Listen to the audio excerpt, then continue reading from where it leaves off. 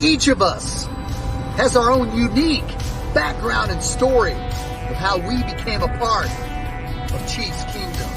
Our reach is far and wide, with fans all over the world cheering on our Kansas City Chiefs. Everyone donning the red and gold has figuratively signed that mutual agreement and come together for one common purpose.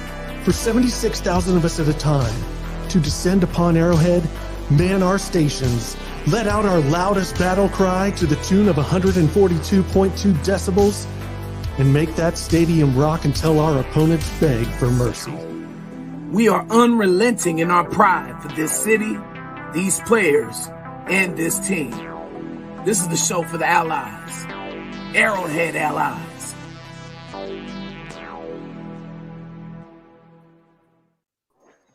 It is officially draft week in Kansas City. Welcome to Arrowhead Allies, and we are joined by a very special guest. You see him down there in the lower right-hand corner looking all dapper and wonderful. It is media legend here in Kansas City, Frank Boal, joining us. Frank, how you doing, my friend? You know, guys, I'm doing great. I really appreciate the invite. Arrowhead Allies, this is great for me. I think I'm sitting too far away from the camera, though. Am I? You guys are like all front and center, looking beautiful. I'm sitting back here trying to hide my age spots. You know, it's good. It's all right. Yeah. Okay. Then you move away from the camera. You're well lit, and your wife did a great job of getting you all Yes, she did. We need to get you like a background. We need to get you some Chief stuff, something back there aside from your wicker art piece, but that is beautiful. You like that? That's pretty good wicker art piece, right? I like that. Yeah. Frank's done a lot of shopping since retirement, so that's one of his pieces. Yeah, one piece of wicker. You got it. Hey, Frank, you're a legend. I grew up with you myself. I graduated high school at Truman High School in 1988 with Todd Lebo. And when I walked off the stage and got my diploma, I spent the next 5 years trying to make it in the rock and roll business before I met my wife at Arrowhead and got married. Todd Lebo walked off the stage after he got his diploma and went to the University of Oklahoma and became somebody. And now he, along with Chad Boger, run 810 WHB. You have done an excellent job since you stepped away from NBC 41 in 2017. And we love hearing you. You're in good hands at WHB on 810, and love hearing it. Yeah, I've been very blessed. And to have a guy like Todd Lebo really helped me out. I mean, you knew Todd. I'm sure he graduated near the top of his class at Truman. One of the smartest guys I've ever met. Doesn't forget anything, and really kept me on the straight and narrow for a long time. If it wasn't for guys like Todd, I'd have never made it in this business. I'll guarantee you that much. Hey, Frank, big fan like the other guys, but Shaggy brought up Channel 41. I remember you at Channel 4. Which one did you like better? Which one did you like better? Man. Well, I'll tell you what. I had when my career started, I was at Channel 4. I came down here from Green Bay, Wisconsin, believe it or not. And I was at Channel 4. In fact, I had two job offers at the time, one from a station in St. Louis and one from Kansas City. But the station in St. Louis said, we've just been bought, so we're on a 90-day hiring freeze. Oh. So as soon as the 90 days are up, you're going to be our sports director over at the station. And my news director at Channel 4, Mike McDonald, came. He says, are you sure about that? And I said, that's a good point. I'm not really sure. So I took the job at Channel 4 and have never looked back. Absolutely no regrets. It was wonderful. I was there for a long period of time until 2009. And then my good buddy, and I love Channel 4, had a great time there. That's where my career got started here. 4 of my 5 kids were born here in Kansas City. So I had one kid born in California, and if you knew him, you could tell. Okay. So the deal is, so then when Channel 4 basically let me go, it was right after the 2008 downturn of the economy. And they were getting rid of all the older guys, when they dropped that brown envelope on my desk and said, hey, might be a good idea if you take this because when your contract's up, we're not sure we're going to renew you. So basically they're firing you at that point. Just a few months later, my good buddy over at Channel 41, Jack Harry, gave me a call. Basically, I told him he saved my life. I went over there and worked weekends. I worked Friday, Saturday, and Sunday with Jack. And yeah, there's oh God, look at that picture. Oh, the one. Oh my gosh, that is from Fort Myers, Florida. The one on the right. Okay, that's some classic coverage of the Kansas City Royals at that point. But that is Jack Carey and myself when I had hair. And the deal was, Jack came to me and said, "Look, come on over Sunday nights during football season and we'll talk about the Chiefs." I said, fine. Then that morphed into working all weekend and working Sunday nights with Jack. And then Jack retired and I became the sports director over at 41 to make a long story much longer. But we started we started the over there with on the weekends or on Sunday nights doing our little roundtable discussion like you guys have here. That worked just terrifically. And so everything has been great for me here in KC. I just love this town. And this will come out a little bit later, but my wife came up with a saying that we've heard from all of our friends, all the people I've interviewed, all of the old timers here in Kansas City or whatever. We all ask them, we say, well, why did you stick around? You could have lived anywhere else in the world or in the country or whatever. And every one of them say there's just something about Kansas City. And coming up here, there'll be a little bit of news coming out about that situation, and we'll let you know what's happening. Well, Kansas City indeed is going to be playing host to quite a major event here, Frank. Let's just say we've come quite a long ways since the days of me going to the Chiefs draft party at the Arrowhead Club. Let's just say there was about 200 people at the Arrowhead Club would go and watch. This was the one where we drafted Tony Gonzalez in 97. So to think about the draft actually coming to Kansas City, of course, back then it was in New York City. You've covered these events before, Frank, to see what this is going to be in Kansas City. Just kind of talk about the fervor and the excitement. I mean, 300,000 people, they're estimating over $100 million in economic impact. I'm going to give most of that credit to Motley Crue, my favorite band of all time. This is going to be fun, isn't it? Yeah, it will be. I think you ought to give a lot of the credit to Kathy Nelson and the Kansas City Sports Commission. They have been absolutely incredible on everything they do. Kathy will tell you a story about me, but I'll save that for a minute. But Kansas City is really right in the middle of the sports map right now. We have we have two-time Super Bowl champion here in Kansas City. And in the last several years, we've got, Patrick Mahomes here, and you got Travis Kelce on Saturday Night Live. You have all that happening. Then now we have the draft right after they're coming off a Super Bowl. That's incredible.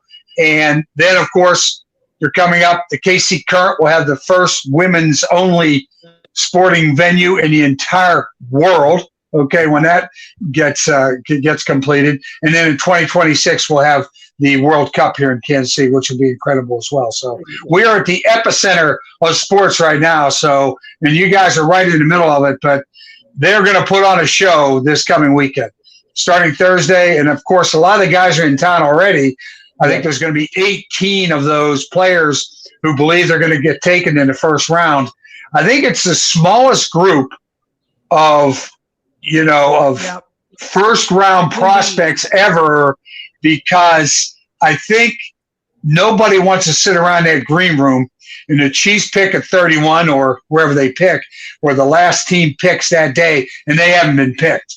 I think you get a lot of those guys who are at the bottom end of the first round. They go, I'm not going to take a chance doing that. I think I'll stay home. Okay. Well, Frank. Hey, Frank. Go ahead, Shaggy. Go ahead, Brian. I'll follow you. I was just going to ask Frank if you're Brett Veach and you're sitting there with the 31st pick and you look. You got a drunken Kansas City in front of you, all right? No, there won't be any drinking going on down there. Come on. Oh, really? So you have a drunken and high Kansas City in front of you because marijuana's been passed. Yeah, weed's legal. Here we go. But I'm back in the 60s. Right. But the Dolphins, they don't have many picks. The Rams, they don't have many picks. They need somebody good. They need somebody good right now. They come to you with the offer you cannot refuse at 31. All right, a haul for that 31st pick because they need whoever's there available. Do you give that pick up and piss off the fans that have been waiting all day to hear the Super Bowl champion Kansas City Chiefs pick them? Okay, here's the deal. Okay, you're Brett Veach. All right, and we've already heard the owner, Clark Hunt, refer to it a few times saying, he better not give up that pick or whatever. I'm going to tell you something. Do we like Super Bowl celebrations more than the NFL draft, or do we like the NFL draft more than we like Super Bowl celebrations? So Brett Veach is going to do whatever is best for this team to hand Clark another Lombardi. Well, number one, Lamar Hunt trophy again, and then hand him the Lombardi trophy. So, everybody talks about that. I think a lot of people like more picks because this draft doesn't look so dynamic.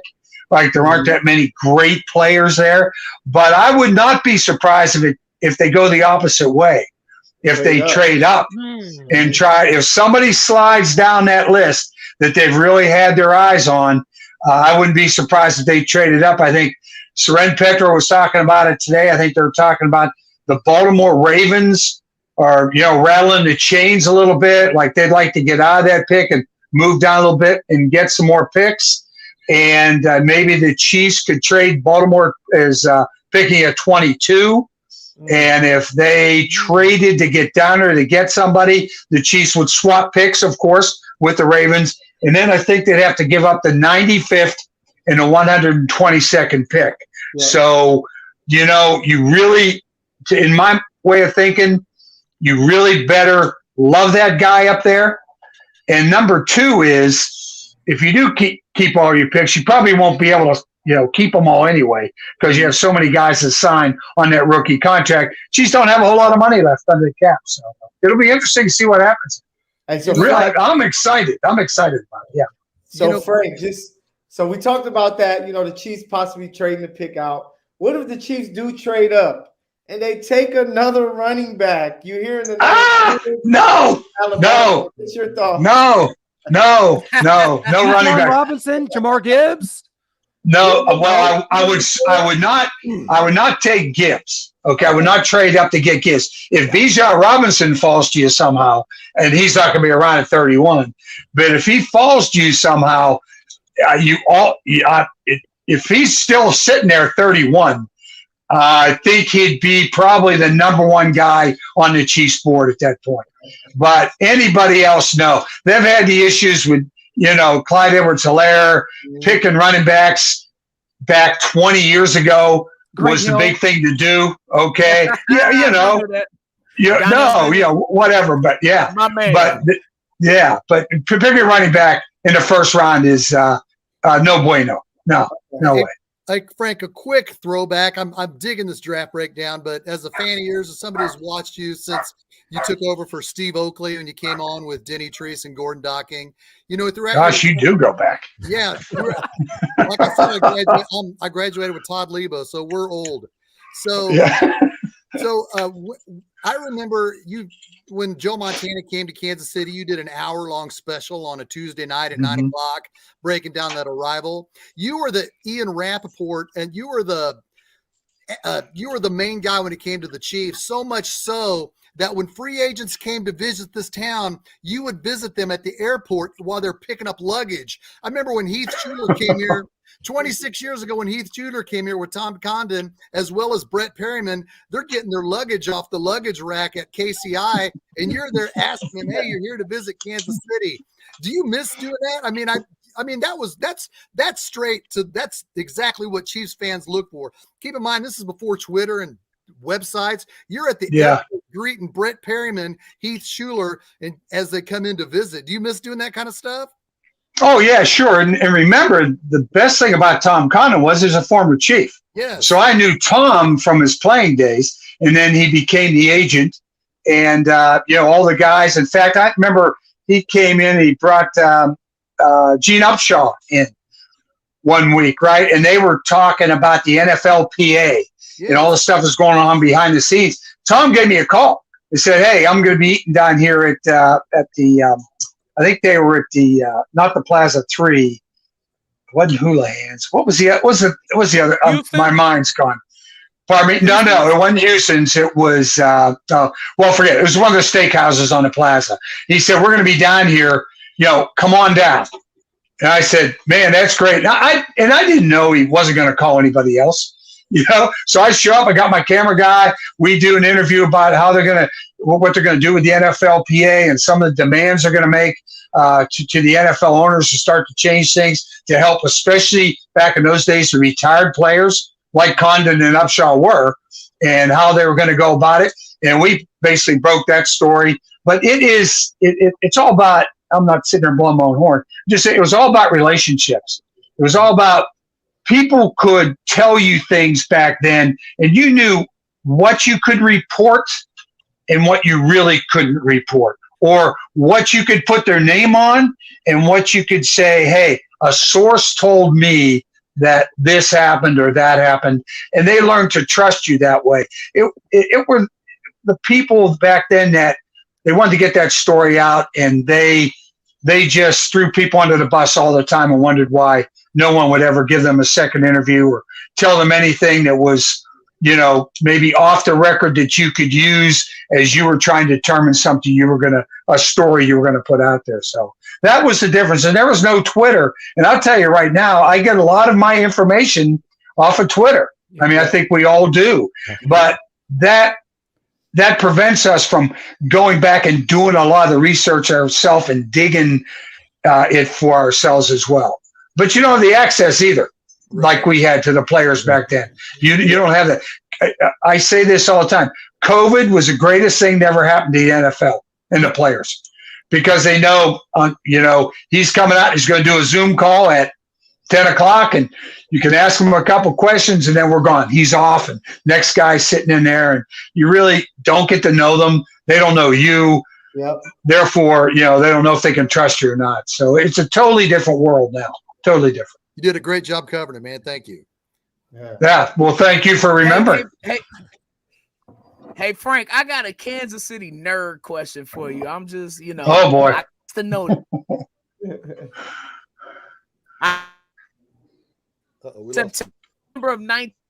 September of '94. You guys at Channel.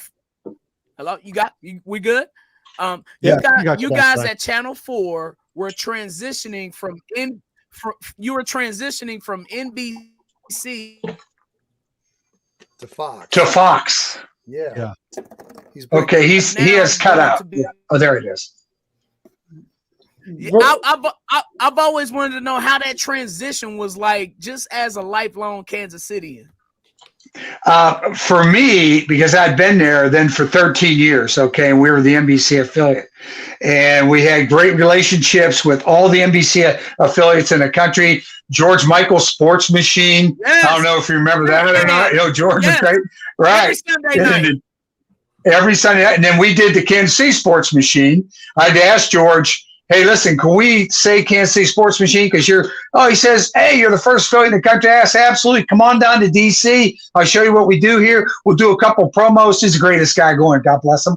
But we had all those relationships with all those affiliates and all those sports directors. And then all of a sudden, we're no longer NBC. We're also just on the verge of taking over for Channel 9 as the number one station in the market. And Channel 9 was a beast. All right. They basically still are. But the deal was, we're just about, Phil Witt was the anchor, and Dan Henry was doing weather, and I was doing sports. Cynthia Smith was there. And, we really had a great team, and they hit us and they nail us with, "You're being sold to Rupert Murdoch and Fox News." I went, "Oh my God." And we had no idea who Rupert Murdoch was. We didn't know where he was from. We didn't know what the deal was. And that really hurt us for a long, long period of time to try then regain that audience. Then they couldn't find us. They're going, "What time are you doing news?" And, "Oh, you don't have the NBC Nightly News. What do you guys have now?" So it was a bad transition. It was a tough thing to go through. Really tough. Wow. I didn't know that. Wow. Yeah, it was hard. I'm accused of living in the past. I know we got Mahomes and Andy Reid and Kelsey and Super Bowls and AFC championship games at home. But I got my start as a Chiefs fan in the 90s. Me and Clint, we made a film for Marty Schottenheimer, getting several of his former players to kind of wish him well, talk about memories. Back in kind of the summer of 2018, we went to show him the film, visit him, spend some time with him and his family down North Carolina. Do you feel like Marty Schottenheimer is deserving of the Hall of Fame? And just, do you have any great Marty stories as well? Yeah, I do. I think he and Carl Peterson turned this entire franchise back around after they had all the success in the 60s, in the late 60s, and then they fell apart until 1989 when Marty and Carl showed up and turned everything around. And the one thing you're going to have to remember here, and I know we all love the tailgating, right? Well, that idea was Tim Connolly's. I don't know if you remember Tim's name or not. That was Tim Connolly. He was one of the assistant guys out there. He was on the he was on the umbrella of under Lamar Hunt at that time and stuff. But he was like, he did season ticket sales and group sales or whatever. It was his idea to let these big corporate sponsors that were Chief sponsors to go out there and put up a tent and go out in the back parking lot, have the tent, and cater your own food, bring your own booze, and have fun or whatever. And we'll take the tent down and put it back up for you every Sunday, but you're in charge of it from that point on. And that was the birth of tailgating in Kansas City. That was it when they got here. So they revived the whole franchise. And I think Marty won enough. I just think he just couldn't get over the hump. And I think part of the problem was he worked his guys so hard. You'll talk to all the guys he played for.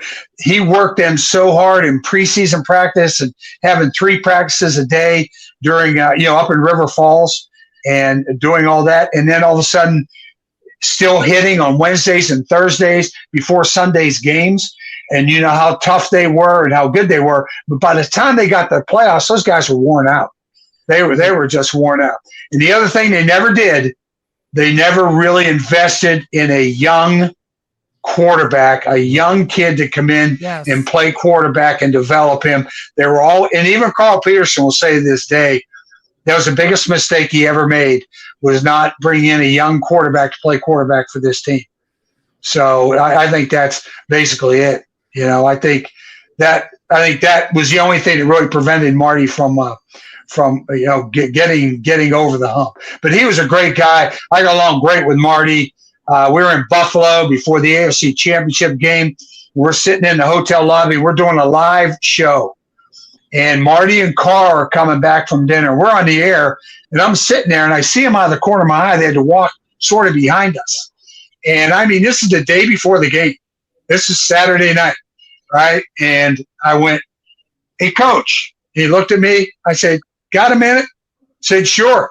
Came up, sat down. We did about 15 minutes with Marty. And, that was the kind of guy he was. That's the kind of relationship we had with him. And I love him. He was a great guy and just super guy. 100%. Well, Frank, not only does that era ring true for a lot of us and kind of our start as Chiefs fans, but that goes for the media too. And Shane alluded to it and, goes back even further than us. But for me, guys like yourself, Jack Harry, people, that wrote for the Kansas City Star, the Joe Posnanskis and Jason Whitlocks, you guys were rock stars to me. It's like, I looked at you guys get to talk to these legends of the game for a living. I couldn't believe that was an option in life. Like Keith Jackson calling college football games from the Rose Bowl in Pasadena. That stuff stuck true to me. My question is, sports media has changed so much now, Frank. Where are the rock stars? Like, is Pat McAfee and Dave Portnoy from Barstool Sports? Is that who we look up to now? I think it's a lost art, especially here at the local level. Wait. Here's the deal. Just look inward. I'm talking to them. Okay, here we are. Well, here we are. We're all together. Yeah, here we are. Here's you guys. You guys are the rock stars now. And I'll tell you what, the reason that is because of the no access for local guys. Okay, they really can't get that status anymore. And I talk to all the local guys still. whenever I see them, I say, hey, how's it going? Whatever. They say, it's just no fun anymore. It's just not any fun anymore. And we had so much fun. That picture of Jack, Harry, and I in Fort Myers, Florida, we'd go down there. This is before, whatever. We had the one on the right there. We had satellite truck, okay? And they never sent the satellite truck down there until after the Royals won the World Series. This was 1984, before the season in 1984. Jack and I would go, and we'd bring about 5 or 6 shirts with us, okay? And we'd go to practice, and we'd put a shirt on, and then we'd do an interview with George Brett or whatever, change the shirt, do an interview with Willie Wilson, change the shirt, do an interview with Frank White, change the shirt, do an interview with Brian McRae or Al McRae. And, we had packages for the entire week. All right. So we'd stash them away. We'd tell our news director, oh, we're killing ourselves down here. 20 minutes after you saw that thing, we're out on a golf course, or we're body surfing in the Gulf of Mexico, one or the other. It was a totally different world. Totally different world. It was Frank, great. Nobody knows Kansas City sports fans quite like you. I think like if we've been discussing, you're probably, maybe on a Mount Rushmore of Kansas City sportscasters, most definitely. Stop. For real. Come on, man. Hey, listen. I'll come back. I promise. Stop. It's real. No, we grew up watching you, so we got to give you your flowers, man. But with that being said, you saw the Kings in Kansas City at one time. Oh yeah. So it's a new day. And I think that with the draft, with the World Cup, with the airport, a lot of other things being going on, Kansas City has the infrastructure now, I think, to support things. And multiple things at a time. I know Seattle and Vegas are probably at the top of the list for the NBA, but it's Kansas City in that circle. Now that seeing that we can support the draft, we got Super Bowls. Do you see it possible? Anything's possible. I would say if the T-Mobile Center, now it's not Sprint Center anymore, but the T-Mobile Center. Here's the first problem. T-Mobile Center is extremely profitable. They have stuff in there. Yes, concerts and everything else that they do. Okay, so it's extremely profitable for T-Mobile Center right now to go without a professional sports team. Now, when they built the Sprint Center, the Anschutz Sports Committee, they were the people that owned it, kept promising or kept, sort of throwing us a little bit of a lifeline. Yeah, sure. We'll consider you, whatever. It has never happened. I don't see it happening in the near future. If it does happen, I think the price point of our area of the country with about 2 million people in our metro, okay, in the whole ADI here, the area of dominant influence, they called it back in the day. We have about 2 million people here. The price point, if you look at tickets, season tickets, great up against the glass tickets, NHL, the best price point is the NHL for Kansas City. That's a better price point than the NBA. The NBA is too expensive, I think they believe, for this market. They think they could probably handle an NHL team, but you have to remember, I know the Royals are terrible right now, okay? So they're not drawing flies, all right? Chiefs are packing it every Sunday or whatever, and everything they do is magic right now, okay? You still have, and Sporting's not doing very well, but they really have a loyal following of people. They pack their stadium every weekend. So now you got KC Current coming on the women's soccer team. I know that's not going to draw a whole lot of people, but it does draw fans into a sporting arena, especially with kids. You have a bunch of daughters or whatever, they'd love to go see KC Current. You have a bunch of soccer players that they want to go see the MLS in soccer. Football, of course, we've got the Chiefs. Baseball, you can always get a seat for the Royals. The problem is the NHL, playing their 82 games a year and they're always looking to expand. They're always talking about it. And Kansas City is always on their list. They just haven't pulled the trigger yet on that. So what to see. But I think if they get anything, I don't see it happening right now, is I think they would get an NHL team before they got an NBA team. Exactly as you said. Seattle, way bigger market than ours. Las Vegas, more money than God. Doesn't matter how many people they have. It's just one of those things. So it's just where we are. Absolutely. Frank, we got to go to a question here in the comments. I apologize if I mess up these names. Frank, an indica or sativa guy? Did I get that right at all? Frank, a what? Indica or sativa guy? What? You've lost me in translation. I have no idea what that means. He's laughing. That's for those the viewer that likes to stay more elevated than everyone else. Oh, those two of their. Oh my gosh! No. Listen. I'm going to tell you something. This will be good. You were sponsored by CBD American Shaman at one point. So exactly. I still am, and I still use the product. Okay. I don't get into the Delta 8 or Delta 9, right? But let's go back to. I went to high school and college in the 60s. I graduated from college at Villanova in 1969. So I went right through that entire period of time. The only reason I didn't know what you were talking about, and the only thing that sort of I won't say saved me, but the deal that I was an athlete at that time, and if we had gotten caught doing anything like that, it was automatic. You're off the team. You're gone. Your scholarship's gone, whatever. That's the only thing that saved me. Now, I will say, after I graduated, okay, sometimes I was fed some strange cookies and there was some fudge and there was a little of that, but I didn't know. Somebody slipped me a Mickey. That's all I'm going to say. Frank, you're going to be able to make up for it this weekend because we anticipate that on Friday night you will be down there front row for Motley Crue with some sativa in hand, headbanging in the front row, mosh pitting the Motley Crue. I just saw somebody picks me up and passes me down to the front. Let's go, baby. Come on. Frank, it is going to be a sight to behold this weekend. I always consider it just an extension of the Super Bowl parade. We're going to do it all over again and have the draft here this weekend in Kansas City. So we can't wait for that. Frank, we can't thank you enough for your time. We've got to do this again, especially as the draws more near. We would just love to make it regular. We'll even get you like a mic and even a cool background. We could really do you pretty well, Frank. Get dress up that wicker a little bit. Get him a shirt. Get him an Ally shirt. Oh, for sure. Yeah. Whatever you guys need, you just let me know, okay? I'll be glad to come on anytime. And you, please, just don't talk about Frank Boal in those glowing terms, because I know Frank Boal, and that ain't him, okay?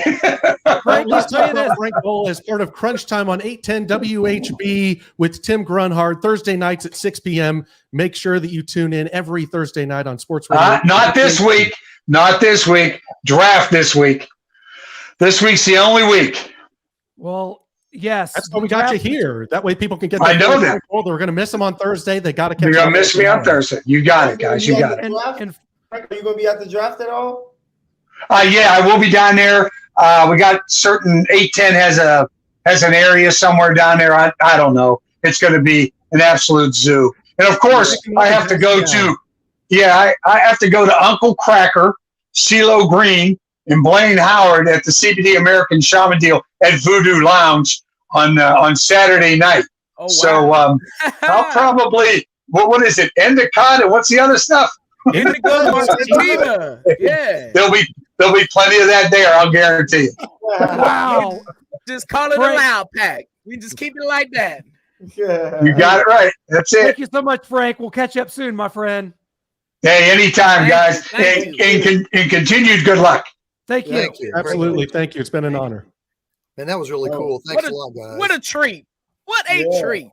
That's what we do here on Arrowhead Allies. Legend, man. We bring the goods for your sake, we bring it out here. Frank Boal joining us, and it's great to be around friends. It's great to be around allies, especially during this week. Like I said, guys, I used to go to the Chiefs draft party at the Arrowhead Club when there'd be like 100 people. Mitch Holtis was there. One year they had to kick us out, the year we drafted Larry Johnson, because we traded back, and there was a wedding going to be in there. They had to kick us out of the Arrowhead Club. That's how much things have how far things have come here in Kansas City. We're going to be going to Uptown here this week. A little different. Wow. And I hated that pick. I wanted Boss Bailey, by the way, but I liked Larry. Oh, well, thank God you're not the GM. We could have Troy Polamalu. Oh, thank God I'm not the GM. Yeah, but we're talking about Larry Johnson. He had to put the diapers on. Dick Vermeil, it wasn't going well at first. And Boss Bailey, we needed a linebacker. We needed defense. Dick Vermeil's told us himself he didn't pay a damn lick of attention to the defense. So maybe I would have been a good GM in that sense, just that once. You know what? We'd have DK I have Metcalf a funny right story now. before I depart. Yes. Okay, yeah. Okay. So my brother, who's like 4 or 5 years younger than me, he was like in the 8th grade or something when Larry Johnson was drafted, and he did this football camp. And my brother was in the camp, and Larry Johnson told the boys in the camp, yeah, I'm better than both of them. Speaking of Derek Blaylock, yep. Yeah, he was 23, right? Stephen F. Blaylock, and Priest Holmes. And well, I'll be damned. Later on that 2004 season, well, I'm not sitting here saying that Larry Johnson was better than Priest Holmes. I'm not saying that at all. But I will say that Larry Johnson was not a terrible pick at all. No. At number 27 in 2003. Would he be on your Mount Rushmore of Chiefs running backs, Brian? Absolutely not. Let me think about that. That could be my departing thing. Jamal, definitely. Did you say who? No, I said is he top 4? Oh, nah, not for me. Nah. Jamal, Ed Podolak, Joe Delaney. Could you go with Mike Garrett? Right. Could you go with not Mike Garrett. Harvey Williams? I go Jamal, Priest, Joe Delaney. Okay, that's 3. I gotta think of another one because Marcus Allen. I mean, that's Hall of Famer. It's tough. Nigerian Nightmare. Christian. There we go, Christian. There we go. I'm good with that. There we go. We can't, man. Look, we can't do that with LJ, man. Not quite. Hey, give Isaiah a few years. Pacheco might be on that list too, man. So facts. You see what you did, Clint? You see Kareem Hunt on that list? No, right. No one will have Kareem. I'm going up that note, fellas. Well, since Clint, you later, Brian. Thanks for joining us. Since Clint had to be kicked out of the Arrowhead draft in 2003 because they already had it reserved for a wedding, look how far we've came in 20 years. Right. Now the Chiefs are a dynasty. We are in dynasty mode. We're the world champions, and the world is going to be in Kansas City. Are those two cheerleaders going to be with Clint this weekend? You will have to stay tuned to Starcade Media to see if he brings them out of retirement. I feel like I actually have a chance with him now. History. That's a part of this history, and we will celebrate it this weekend. What do you say, Noah? Oh, absolutely. I am so pumped for this event here in Kansas City. We had Tim Grunhard on last time we did this show, and he said it may never be back. We hope it is, but there's so many locations that they've got to hit next year. Detroit, and they're eventually going to go back to New York. I'm sure they're going to hit Vegas again, LA. Yeah. Nashville was big for them. They may go back there. Michael wants to not have to travel just once, man. Yeah, I'm like, let it be out here. It'll be crazy here in LA. I can't remember it ever being in LA. Nope, it hasn't. It's going to be Detroit. Yeah, it hasn't. So it hasn't been announced for 2025 yet. So we'll see. Yeah, they had to hit Detroit before they get to LA. They had to make all the hot spots until then they'll give something to LA. So yeah. So hopefully, but it's going to be epic. I can already, like, being in Vegas last year, you saw what it did for Las Vegas. Of course, you have more players and families out there because it's Vegas. But just, for the fans, and how perfect for the Chiefs to win the Super Bowl to now host the NFL draft. It's like a dream come true. Scripted. For Chiefs fans, especially those living in KC. Cloud 9. It's going to be special, man. Cloud 9. Magic is in the air. I am so freaking giddy. I can't stop texting Noah all throughout the day how giddy I am. He's probably thinking, dang, I wish Shaggy would quit texting me about how happy he is about life. But anyway, man, it is exciting. Yeah. You're right. And there is something in the air, and it is special, and it is something that we need to take really to heart, because like I said, growing up, I mean, the draft was always in New York. I think from 1968 till 2014, the draft was at Radio City Music Hall. You had your draft parties, you got around and you watched it. Eventually they had Arrowhead season ticket holder parties and things of that nature. But to think that of it actually being here and in this city, and the fact that my top 5 favorite band of all time, Motley Crue, is going to be here playing live at it. I can't even, it's like two worlds colliding. My head's going to explode. You got Fall Out Boy, the Jonas Brothers, some idiot named Thundercat. I don't even know who that is, but we're going to have, it's just a party. 80s television show, Thundercats. Thundercat, he's pretty dope. His music is all right. Thank goodness for you, Mike Helton. That's why we have Michael on the show for when stuff like that comes up. We're like, who is this? And how does Tech Nine not have is Tech Nine going to be performing anywhere? He's at the Kelsey Jam. Yeah, so they're they probably don't want to burn any of the Kelsey Jam performers for free at the draft. So Machine Gun Kelly, Rick Ross, Tech Nine. I think there was someone else I might be missing for the Kelsey Jam, but we thought it'd be one of them surely would perform, but obviously not. Yeah, there you go. And not going to do that for free, but maybe Nick Wright from Fox is going to show up and do autographs and things like that. Dude, he's a KC guy, right? Yeah, you bet. We'll find Nick somewhere. We'll be all around. We'll see who walks back into that media center, Michael. We'll be ready. See, last year in Vegas was a little different because nobody came into the media room for a long time, especially on the second day. It was literally me, Noah, and Michael back in there trying to interview the draftees. And we're like, where the hell's everybody else, man? So I think this year people will probably catch on and want to come in and be a part of that. Even if no Chiefs player will be on hand to be interviewed, it still will be off the chain. And I mean, it's going to be crazy. I'm just one of those people that has parking anxiety. According to Tara. So what's that? Thunder? I don't agree. You will definitely be catching up with some of the draftees tomorrow. If you could tell the viewers and myself, and as well as Michael, what are you looking for tomorrow in the player interviews? Yeah, absolutely. Wednesday, tomorrow, 10:30 to 11. We've got 30 minutes with the players at Central High School. Question mark. Why that? Why there? I guess it might be on their football field, but yeah, I mean, we're going to be able to get kind of just mill around, walk around, and just kind of a free-for-all and be able to pull guys to the side and ask them about their college experience, what they're hearing in the draft, the visits that they've had. Have they met with the Chiefs? What are they hearing? Because if they're going in the top half, maybe the Chiefs can't get there. If they're going in the middle or they're going late, can the Chiefs move up? And just kind of what conversations have they had with Brett Veach and Andy Reid and some of the scouts that they've noticed at their games, were Chief scouts at their games? Did they know that? So that's going to be interesting, definitely tomorrow at 10:30 to 11. So, and one of those players is going to be Zay Flowers, the receiver out of Boston College, a player that I saw in person back in 2021, Missouri at Boston College. Zay Flowers was a bright spot for them. They had a running back named Garwo that was tremendous and obviously into the NFL now, and was killed Missouri that day. Missouri lost that game in overtime. But Zay Flowers really has it all. And Michael, like you always talk about fit and what the Chiefs like at receiver. Well, Zay Flowers is exactly what that body type and that prototype of what the Chiefs like in the receivers. Brett Veach can deny it, but I think that we've seen the pattern here of the kind of player he likes. So this brings me to this, guys.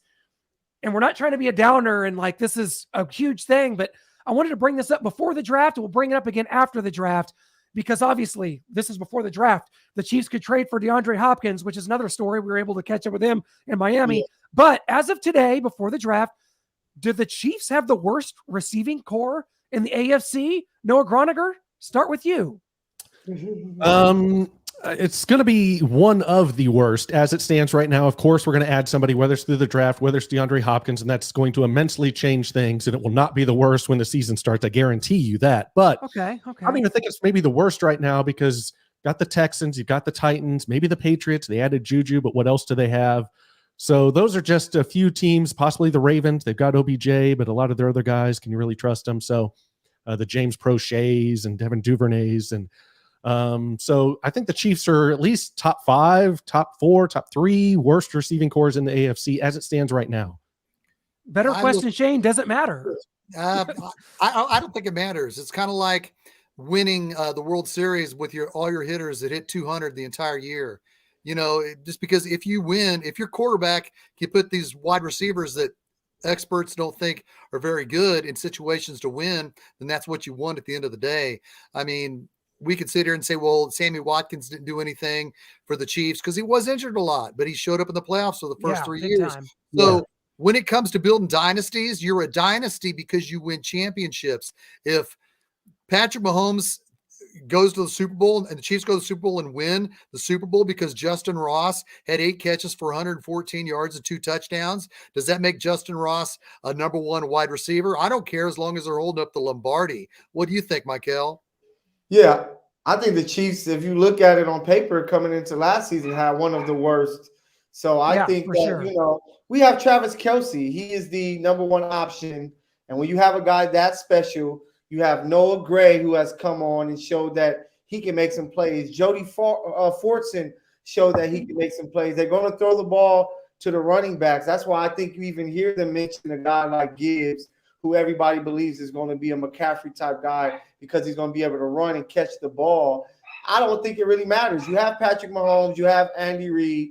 They can make it happen with that. And, the defense is going to be better. So it doesn't matter if 15 is thrown into, like I said it before, we can go out there and run some routes. As long as we can get open enough, 15 is going to get it to us. And, that's good enough. No, are you good with that? You were kind of a receiver guy, as am I. It's like, okay, I guess for me, if I had the choice between having a better receiving core, like a top 15 offensive line, like I'd probably rather have the better receiving core and like a little worse offensive line. I don't know. This is all semantics. The Chiefs are Super Bowl champs. This is nitpicking. That's all we can do now, guys, is nitpick. That's all we have. We don't have any real criticism for me, how it looks, how it plays out on the field. You usually have that one guy. Like Juju was that one guy last year, nearly 1,000 yards to go with Kelce. Now coming into this season, even if we take a rookie like Zay Flowers, it's like, who's going to be that one guy that can win one-on-ones when we need a play? Juju was that guy. Of course, we know Travis can do it. But whenever, if we don't have that guy, people are going to start off the season like, let's just double Kelce. Let's see what these other guys are made of. And early in the season last year, that's what we kind of struggled a little bit until Juju started to emerge. That's why they even traded for Kadarius Toney. But I think a lot of it is going to be on development. Sky Moore improving and being a much better player. Kadarius Toney being a much better player and hopefully being healthy, seeing what you have in Justin Ross. And then now we know what MVS can do. So I think that, they're really counting on, let's see if guys can develop.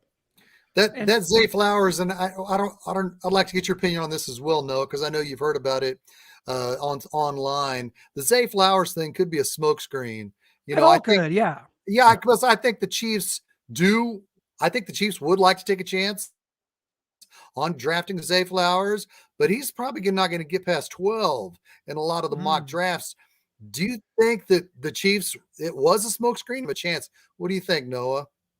Yeah, I mean, if he falls down, maybe you could have some teams trying to move up, trying to get ahead of the Chiefs because they think the Chiefs are going to snag him at 31, or the Chiefs have potential to move up if he starts falling down and they want to try to move up before the Chiefs do. And yeah, it's all a game. It's all smoke screens. I personally think the Chiefs are going to go maybe for another defensive end, pair him with George Karlaftis because we're really thin at that spot. They could go offensive Miles tackle. Murphy. Our good friend Chris Sims has Miles Murphy from Clemson mocked here. But no, there's other good receivers in this draft. Quentin Johnston worked out for the Chiefs too from TCU. We really like Jalen Hyatt out of Tennessee. Actually, a guy I really like that could fall into the third round is Kayshon Boutte out of LSU. So there's a lot of options here from the first down into the third round. So the Chiefs only have currently 3 picks in the first 122.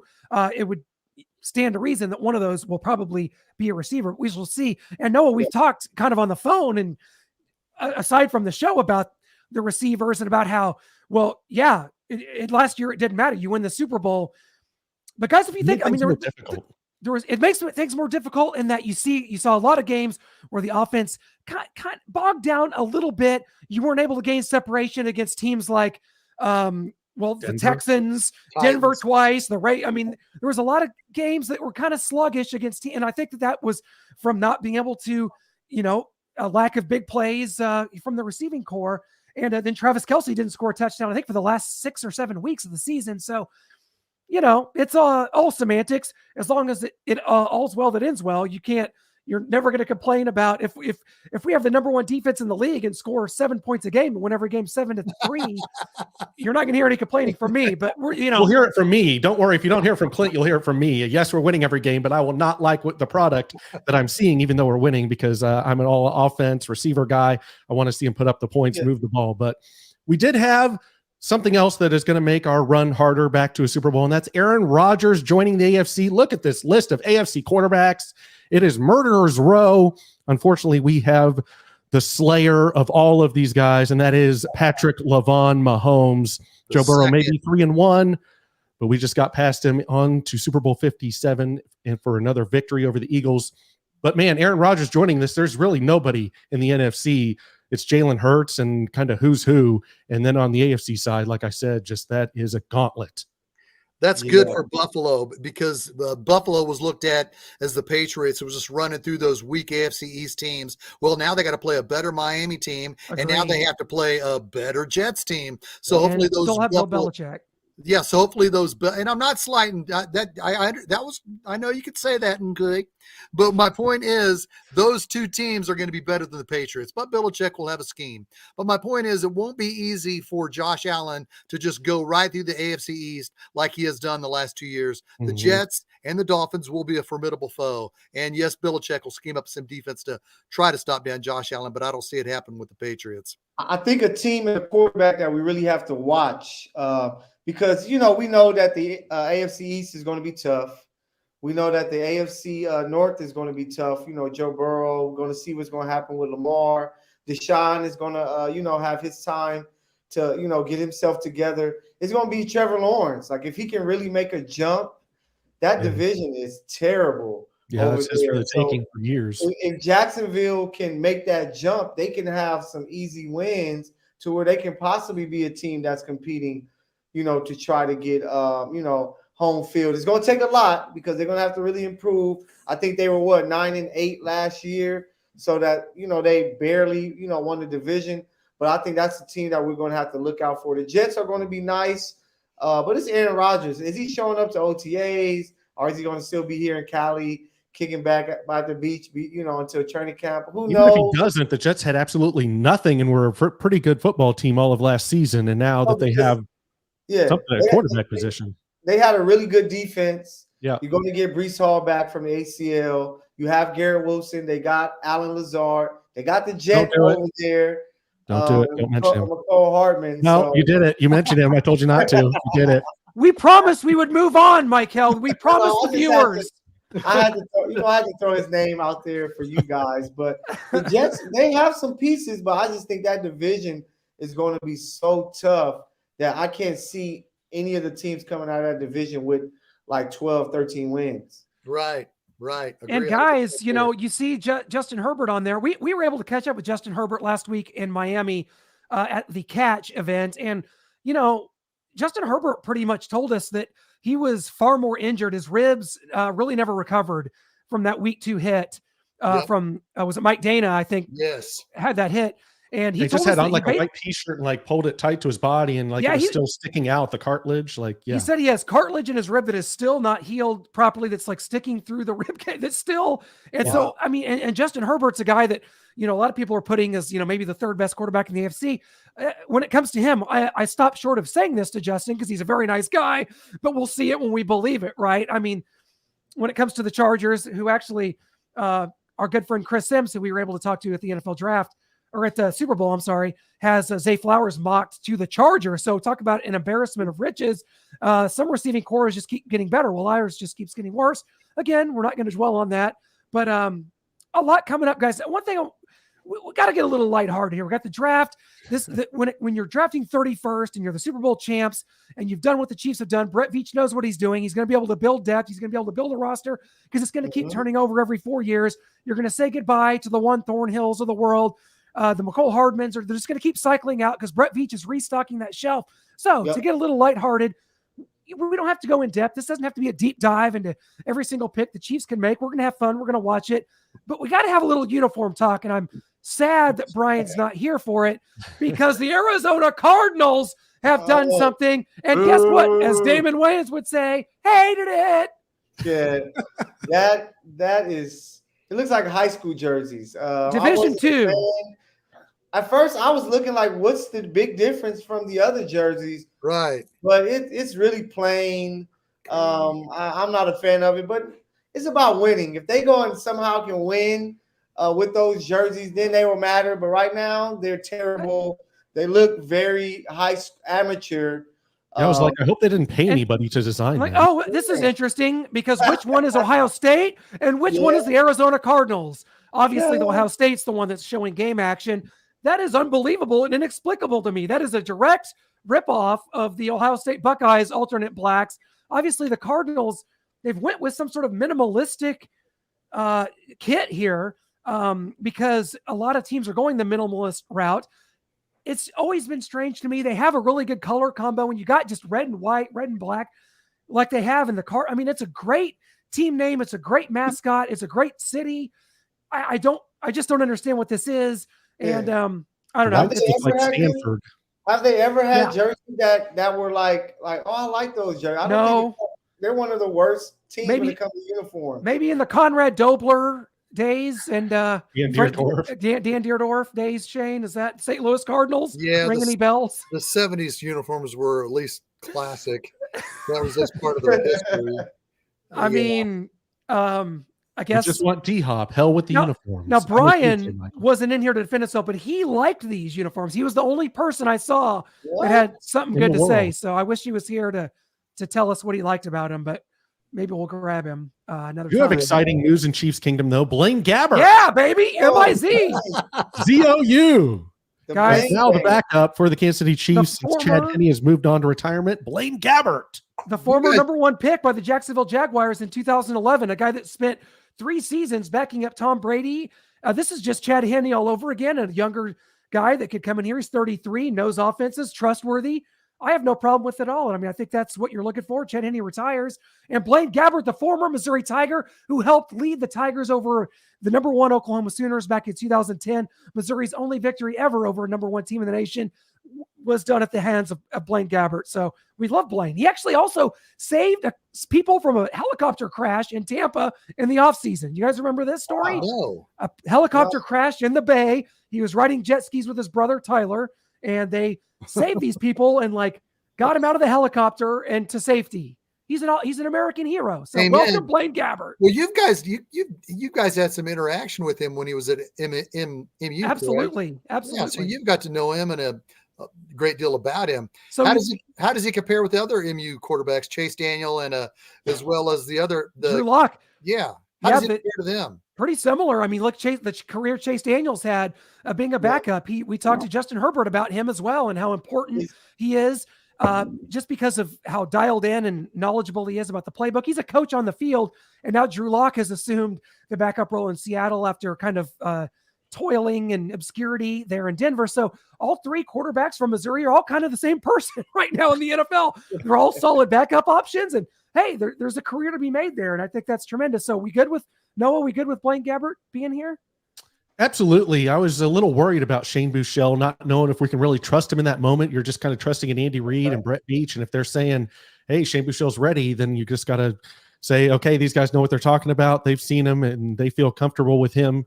But apparently they don't feel super comfortable. They want to bring in Blaine Gabbert, a guy that can still kind of teach Mahomes some things as he's sat on the bench and learned from Tom Brady. He had that connection. Gabbert's learned and soaked up all the knowledge from Tom Brady. So he can kind of also be a coach helping Patrick look at the kind of Microsoft Surface and go over some of the film and the plays and the things that he's looking at there and teaching him and giving him some pointers and, hey, Tom liked to do this versus this coverage. And that's just something to think about. And so I think that's an area that he can help where Shane Buechele may still be learning kind of the road there. And J. Michael Smith is right. Henne and Gabbert were the quarterbacks of the Jaguars when Andy Reid's first time as a head coach. But we also got to remember Chris Collinsworth said today in his mock draft that the Chiefs could draft a quarterback with a 31st overall pick. We needed a graphic for that. That happened too late in the day, but my God. Chris Collinsworth, I'm a fan of his. What is going on? it had to be a joke. It's no way that Chris Hooker. maybe he was off that. Maybe Hendon Hooker from Tennessee. Sativa, or maybe he was off the sativa or indica. That's why he made that. He said that craziness. But no, I think Blaine is great. Competition for Shane. We can see if Shane took that step, but you always need a veteran guy there. Shane Michelle, not Shane Williams. Your spot's safe here, Shane. No, yeah. Your spot is safe, Shane. But yeah, it's gonna be cool, to have Blaine. We don't expect him to play. We hope he doesn't have to play. And he's a good veteran to have. Yeah, he and Chad Henne were both actually on that Jaguars team that the Chiefs played in Andy Reid's first game. They both played in that game, both Henne and Gabbert. So that's kind of a crazy fact. Was that game, Shane? You'll know the exact score. It was something like 21-2, 24-2. Yeah, the first game of the 2015. Yeah, I was like, got it here. J. Michael Smith said. Yeah, Jay, you're on top of it. Yeah, that was Jay's the man. That was and Blaine went to a terrible Jaguars organization, and it's weird because immediately after Blaine left, very soon after, they went to the AFC Championship game with Blake Bortles. Yeah. So weird how things work out. And then Blaine did have a good stint there, a couple years playing significant time for the San Francisco 49ers in around 2015, 2016-ish. So, yeah, we thought he would be a Chief one day. We thought he'd be a starter after Alex Smith. Guys, we did predict it. We thought he would take over for Alex Smith after he retired, and then Blaine Gabbert would be the next former 49er journeyman quarterback to play in Kansas City. And luckily, thank God he didn't.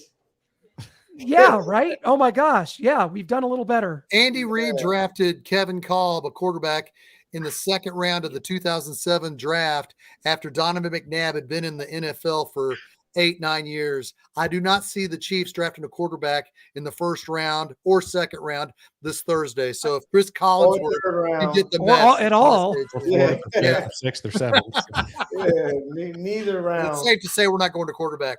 Okay, are we going to do a quick prediction what position we're going to draft? Yeah, I was going to say let's go around and get everybody's at least just position that you personally want, that you think it should be. Noah, start with you. First round, go ahead. Me, okay, I'll go. No. Oh, Noah first. Okay, go Noah. Whatever. I'm going to go defensive end. I just think we need an edge to kind of pair with Karlaftis there. I could see him going tackle, but I think we really need someone to pair. Frank Clark's not going to come back. If we're not going to go out and get a Melvin Ingram, Carlos Dunlap, aging veteran, and do you really want that guy to be counted on? I know we've still got Mike Dana. I think they're going to try and pair somebody with Karlaftis to try and get those edges settled for years to come. I agree 100%. It'll be edge rusher or offensive tackle with a 31st overall pick. I don't see us trading up. If the Chiefs do trade up to 20, it'll be because Zay Flowers slipped. I don't see us trading up to like 12 to get Zay Flowers. I'm going to stick edge rusher and offensive tackle. I don't know how much trust they have in Darian Kennard or Niang. They both could better. They both could be future offensive tackles, but like I said to Tim Grunhard here with you guys last week, Victor Riley was drafted in the number 1 draft pick to eventually be a left tackle in 1998. Well, the 1999 draft, we're all thinking, well, we got our left tackle in Victor Riley. He's going into his second season. He was right tackle last year. He's going to be left tackle. What did the Chiefs do?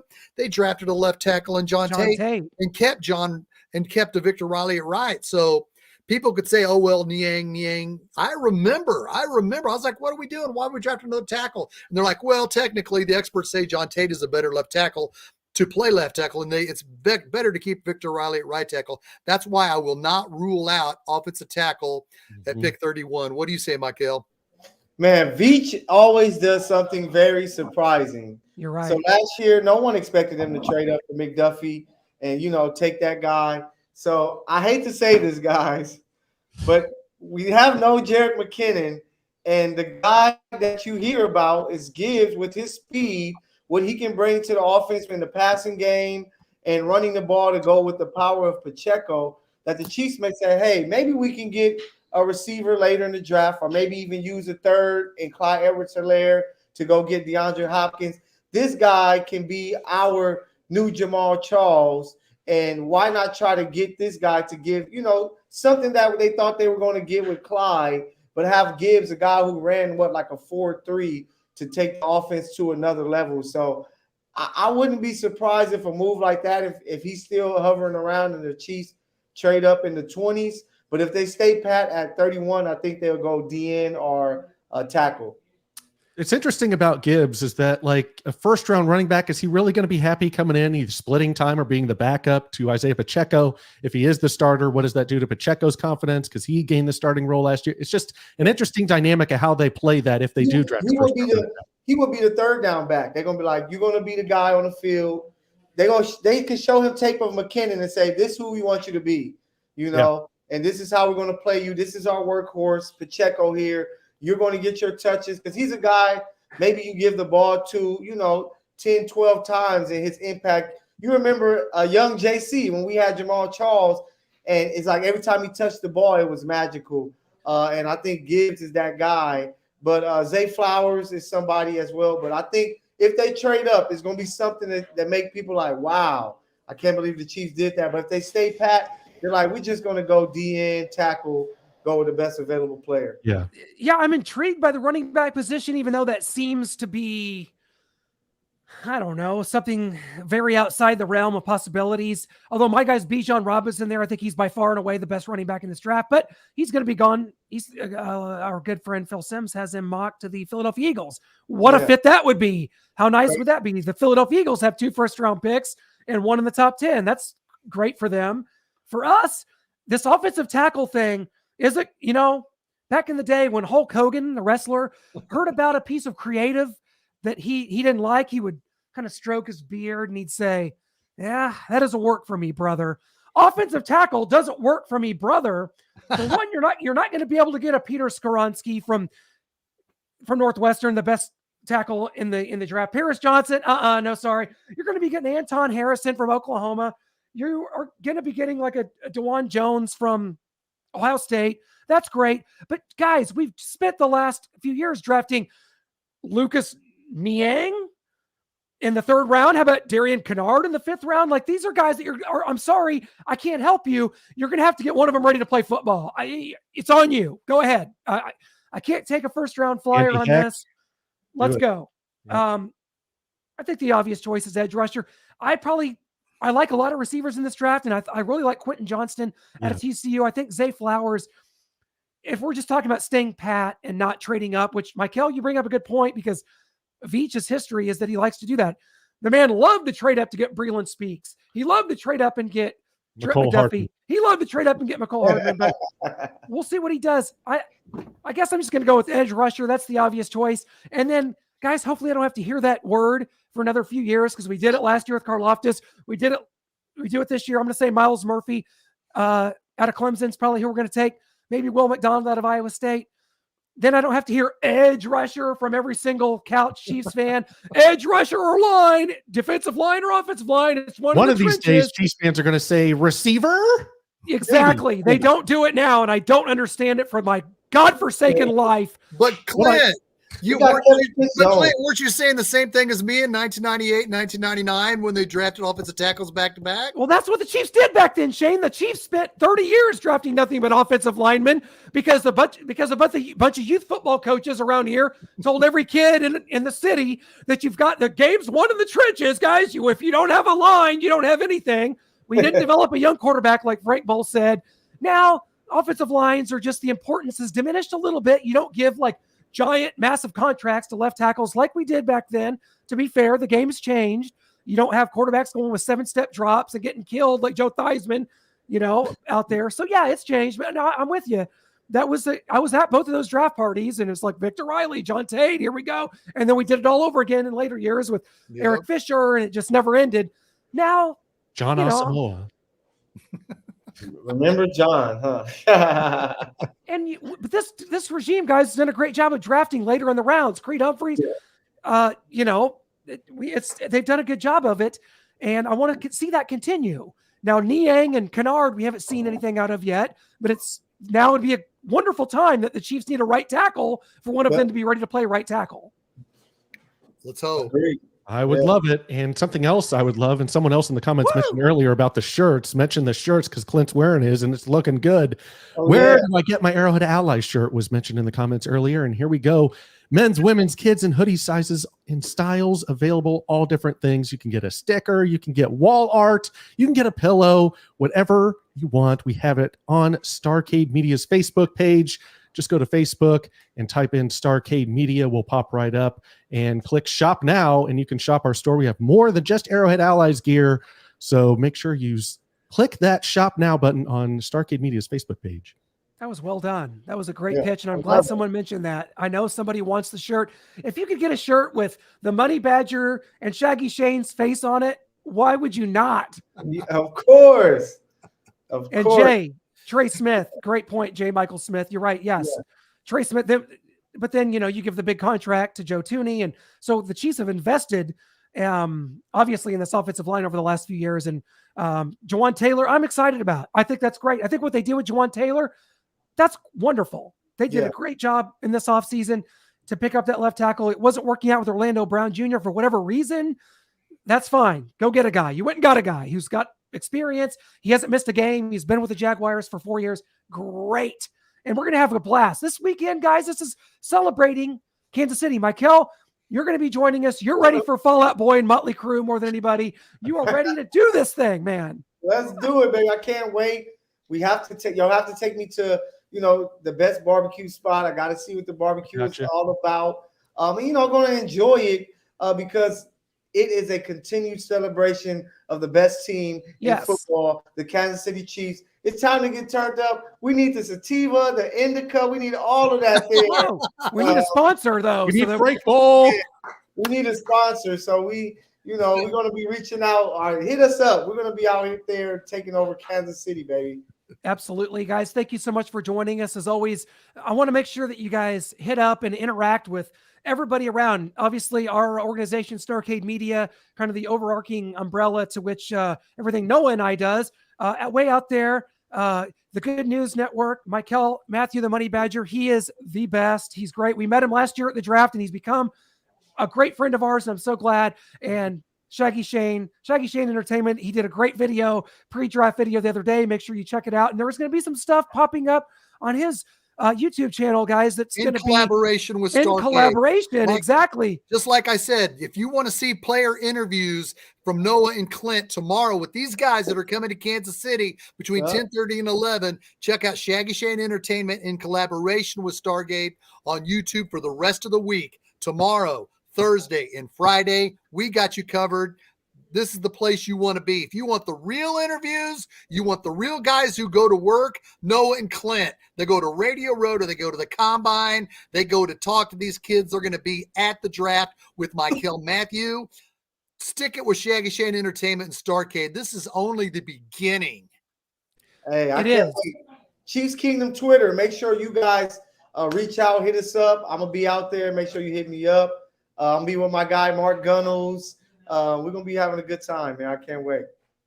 Yeah, Shane, you're right. You said it. We've spent more money and spilt liquor from across this country, one side to the other, than most people make in a year. And that's what we do here. Now, usually we try to really cheap out on the road, actually. Just ask Noah about our rental car situation last week in Miami. And thank you for your Marriott deals. So. And Michael, we got you. We're going to take you to the best $7.99 Chinese buffet we have here in Kansas City. Get ready. Turn it up, guys. Arrowhead Allies, thank you so much. Go Chiefs! Go Chiefs!